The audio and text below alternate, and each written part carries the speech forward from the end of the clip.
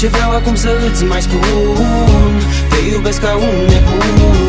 Nu mai pot să stau lângă mine, vreau să fii chiar acum în brațe să te iau. Chipul tău atât de fin aș vrea să-l pot privi în noaptea grea.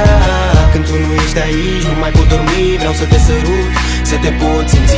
Știi cu ce să încep să scriu, dar încep și trebuie să spun că tu ești tot ce am mai bun. Și tu știi că tot ce ți-am promis nu sunt minciuni și în orice caz nu e doar un vis. Știi că împreună putem trece peste toate, pietre apar în fața noastră, dar se sparg peste noapte. Te rog, ai grijă, cheia inimii mele la tine, cheia minții, cheia sufletului, tot îți aparține.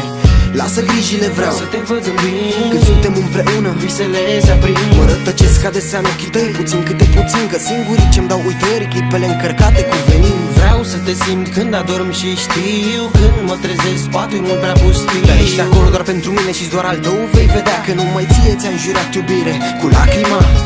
Tot ce vreau acum să îți mai spun, te iubesc ca un nebun. Nu mai pot să stau lângă mine, vreau să fii chiar acum în brațe să te iau. Chipul tău atât de fin aș vrea să-l pot privi în noaptea grea. Când tu nu ești aici, nu mai pot dormi, vreau să te sărut, să te pot simți. Îmi pare rău când te fac să plângi, știu că nu mai poți să ajungi la o cale de mijloc, totuși nu încerca să fugi. Știi bine că fazele astea nici mie nu-mi plac, ți-am promis că mă schimb și o să o fac, așa că tac. Când mă enervez și mă mai stresez cu gânduri peste gânduri, deși știu că aberez, ștergeți lacrima, vreau să spun că te iubesc. Păi de-aia poate sufăr așa mult când greșesc.